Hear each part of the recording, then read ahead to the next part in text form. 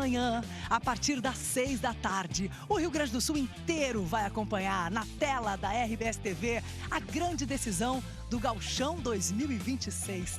A vantagem é toda do Grêmio, que venceu o primeiro por 3-0. O Inter acredita que pode reverter esse placar. Sejam bem-vindos ao Globo Esporte especial dessa decisão. Muito boa tarde. Vamos junto, vamos com a gente, porque se tem decisão, o Globo Esporte tá no palco dessa decisão. Eu, @Alice Bastos Neves, já chamei o meu Instagram aqui pro povo seguir lá. Ele, Lucianinho Périco. @Lucianinho Périco. A Taça, pergunta pra Taça como é que é o nome Taça, dela. como é que tu tá?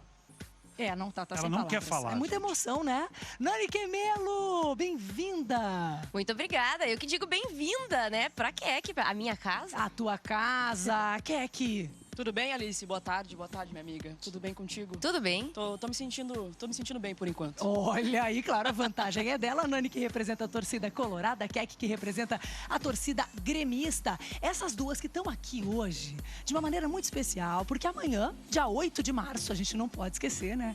É o Dia Internacional da Mulher. E aí, justíssimo a gente ter essas representantes das muitas mulheres que fazem o esporte do Grupo RBS acontecer todos os dias. E por isso elas estão aqui com a gente nesse Globo Esporte tão especial, né, Lucianinho? Alice, amanhã vai ser um Grenal que vai entrar pra história. Vai. Qualquer resultado que aconteça, porque se tiver uma virada pode ser épica e se tiver uma manutenção é algo difícil de acontecer, comemorar na casa do adversário. Sem dúvida, a gente já vai começar com uma tela mostrando o que cada um dos times precisa. Roda aí pra gente, minha gente. É o seguinte, tá? O Inter precisa de gols, muitos gols, só para começar a conversa. Vencer por 4 de diferença porque perdeu o Grenal de ida por 3-0. Ou vencer por 3 e levar para os pênaltis. O Grêmio tem a vida muito, mas muito mais fácil, né? Pode até perder por 2 gols de diferença. 3-1, por exemplo, também tá valendo. Ou, claro, empatar ou ganhar de novo. Tudo isso serve aos tricolores. Os dois times treinaram hoje de manhã. O Inter fez o treino dele aqui, no Beira-Rio. E eu vou logo conversar com a Cacau Corazza, que tá aqui no estádio, tá pertinho do gramado, para nos contar como é que foi esse trabalho e como é que tá esse Inter à véspera dessa grande decisão. Oi, Cacau, boa tarde. Oi, Alice, boa tarde pra ti, pra toda essa equipe linda que tá com a gente nesse Globo Esporte hoje pré-Grenal. Gente, olha só, o Inter terminou agora há pouquinho, o último treinamento antes dessa decisão de amanhã foi aqui mesmo, dentro do Beira-Rio. Mas portões fechados, não deixaram a gente olhar nadinha. Mas a gente tem um esboço do que pode ser esse time de Paulo Pezzolano para amanhã, aqui mesmo no Beira-Rio, para conquistar esse título do Gauchão. O campinho na tela para vocês começa com o Rocher no gol, o Bruno Gomes, Mercado, Félix Torres e Aguirre na lateral esquerda. Aí seria como substituto de Bernabé, que está suspenso. No meio-campo, Ronaldo, Paulinho e Alan Patrick. E mais à frente, Vitinho, Carboneiro e Borré fecham o ataque. Alice, antes de entregar para ti, eu vou falar um pouquinho sobre bastidores, tá? É porque o Internacional recebeu uma punição da FIFA, o transfer ban. Isso faz com que o Colorado fique impedido de inscrever novos jogadores. Esse transfer ban aconteceu nesta sexta-feira e o motivo é uma dívida do Inter com o clube Krasnodar, da Rússia, pela contratação do atacante Wanderson, que saiu daqui no ano passado e hoje está no Cruzeiro. Em nota, o Inter disse que fez esse pagamento em dezembro, mas por conta das restrições bancárias devido à guerra entre Rússia e Ucrânia, esse pagamento não foi efetuado e voltou para a conta do Colorado. O Inter está em contato com o clube russo para organizar esse pagamento para que seja feito e que o Inter possa ficar livre para inscrever jogadores de novo, viu, Alice? Tá certo, obrigada, Cacau, pelas informações do time do Inter, que espera que o torcedor seja mais um jogador a empurrar o time. Lembrando que esse espaço aqui onde a gente está, aqui é o Coração do Gigante, é uma das áreas que ainda tem ingresso à venda, então coraçãodogigante.com.br para o Colorado que ainda desejar conseguir um lugar aqui. Lugares para os gremistas não tem mais nenhum, o gremista já ocupou todo o espaço que é destinado para si aqui no Beira-Rio. E vamos falar de Grêmio, né, com o Matheus Trindade, que acompanhou o trabalho de hoje de manhã, teve alentaço da torcida, teve festa. Como é que foi, Matheus? Conta pra gente. Boa tarde. É isso, né, Alice? Boa tarde pra ti, pra todo mundo ligado com a gente, né? Por volta de meio-dia terminou essa última atividade do Grêmio antes do Grenal 4-5-1. Arquibancada norte agora a gente tá vendo vazia, mas até agora há pouco não tava assim não, viu? Porque na segunda parte da atividade aconteceu, como você falou, esse alentaço solidário. 7.300 torcedores estiveram presentes nesse alentaço para apoiar o time na última atividade, mas claro, com doações também para Minas Gerais, estado que vem enfrentando dificuldades com as fortes chuvas nas últimas semanas. Falar dentro de campo também, né? O técnico Luiz Castro não esboçou, claro, não deu nenhum palpite ali, não mostrou pra gente dentro de campo a provável escalação pro jogo de amanhã, não deu nenhuma pista, né? Mas a informação que a gente tem é que ele vai repetir o mesmo time que iniciou a partida do último domingo aqui na Arena, na goleada do Grêmio por 3-0, iniciando o jogo de amanhã aí no estádio Beira-Rio. Vamos colocar no nosso campinho, então, essa provável escalação tricolor. Dá uma olhada aí, ó. O Everton, Pavon, Gustavo Martins, Vieri e Marlon, Noriega, Arthur e Monsalve, Enamorado, Amuso e Carlos Vinícius, atacante ainda brigando pela artilharia do Campeonato Gaúcho. Agora é aquela coisa, né, Alice? Regime de concentração, os jogadores agora concentrados pensando no clássico de amanhã, o Grêmio buscando retomar essa hegemonia no Campeonato Gaúcho também aqui no Rio Grande do Sul, Alice. Concentração total, não tem a menor dúvida, Matheus. Pelo seguinte, a vantagem é grande. E Keck, tu tá nesse espírito de Deus? Acabou? Ou tu tá muito nervosa? Não, pezinho no chão, totalmente. Essa semana eu tava tranquilinha, nem zoei muito a Nani. Por mais que a vantagem seja extensa, né? Mas eu tô pezinho no chão e espero que o Grêmio entre assim amanhã também. E levantar essa taça aqui no Beira-Rio. Exato, 20 anos depois, né, Alice? Eu não tava em 2006, infelizmente. Então vai ser a minha primeira oportunidade, se tudo der certo, de levantar essa taça aqui dentro. Ô, Nani, tu quer ver essa taça sendo levantada pelo Grêmio aqui dentro? Claro que não, né, Alice? Claro que não. Mas, ó, o torcedor colorado vem, né? Lotou praticamente todo o estádio já. Falta aqui o coração do gigante, ainda tem ingressos, mas de resto, tudo esgotado. Então o torcedor tá acreditando sim numa virada épica do Inter. O que o Pesolano tem que fazer pra essa virada acontecer, Nani? Ele tem que surpreender o Luiz Castro. Eu acho que faltou isso no Grenal da Arena. Ele foi com a mesma estratégia do primeiro Grenal. O Luiz Castro já tinha estudado aquele time, então ele vai precisar surpreender. Uma alternativa é, de repente, colocar o menino Alex no jogo.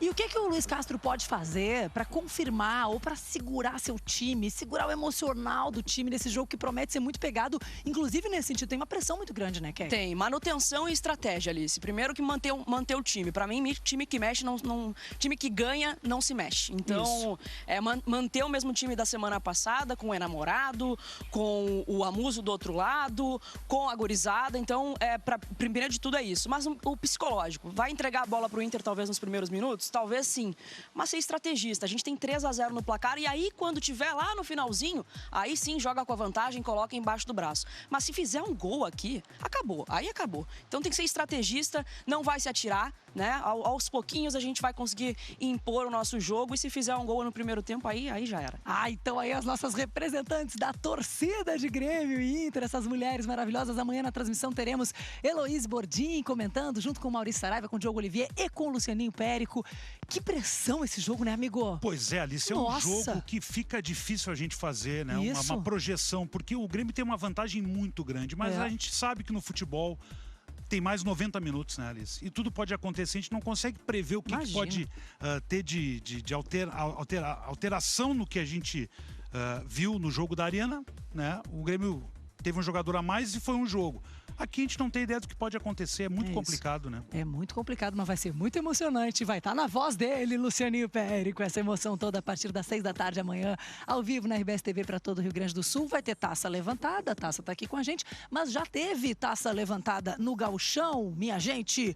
Hoje a gente vai mergulhar fundo na tensão da grande final do Grenal. Imagine a cena. Uma equipe tem uma vantagem de 3 gols, o que, convenhamos, parece decisivo. Mas olha, em um dos maiores clássicos do mundo, o resultado está longe, mas muito longe de ser garantido. A realidade nua e crua é essa aí, 3-0. O Grêmio chega para o jogo final com essa vantagem enorme sobre o seu maior rival, o Inter. É uma margem gigantesca em qualquer partida, ainda mais numa decisão de campeonato como essa. E é aqui que a coisa fica interessante, o paradoxo central que a gente precisa entender. Com 3-0 no placar, por que raios a torcida do Grêmio estaria nervosa? É justamente essa briga entre a lógica do placar e a pura emoção de um clássico que torna essa final fascinante. Para entender essa ansiedade toda, vamos ter que analisar a anatomia de uma virada que parece impossível. Apesar do placar elástico, uma mistura de história, de psicologia e do puro caos que só um clássico tem, cria motivos bem reais para o torcedor do Grêmio ficar com o pé atrás. A gente precisa ter a dimensão do que está em jogo aqui. Se o Inter, por um acaso, consegue reverter essa desvantagem, nossa, seria um feito histórico. E para o Grêmio? Se tornaria um dos maiores vexames da história do futebol gaúcho, sem exagero. O peso da história está todo em campo. E aquele medo que parece abstrato pode se tornar bem concreto, sabe? Existe quase uma receita para o desastre. Pensa só, passo 1, o Inter faz um gol logo no comecinho e o estádio vem abaixo.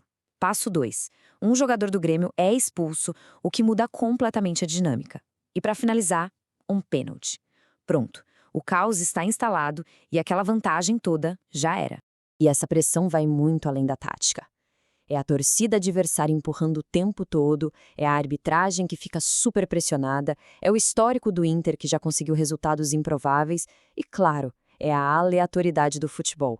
Uma bola na trave, uma expulsão boba, um único lance pode mudar tudo.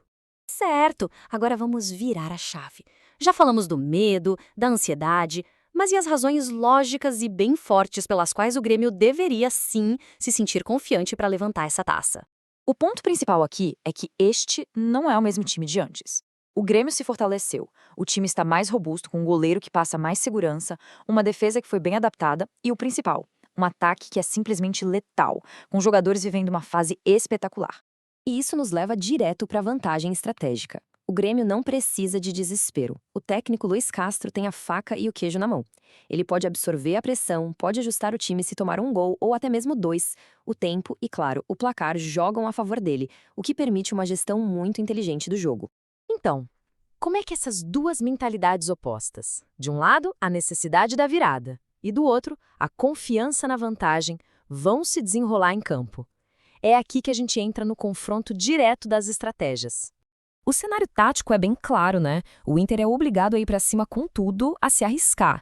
É o famoso tudo ou nada. Só que essa agressividade toda, essa necessidade de atacar, cria exatamente o que o Grêmio mais quer, espaços. E é aí que o time com atacantes rápidos, como a Muzi e o Namorado, pode ser mortal.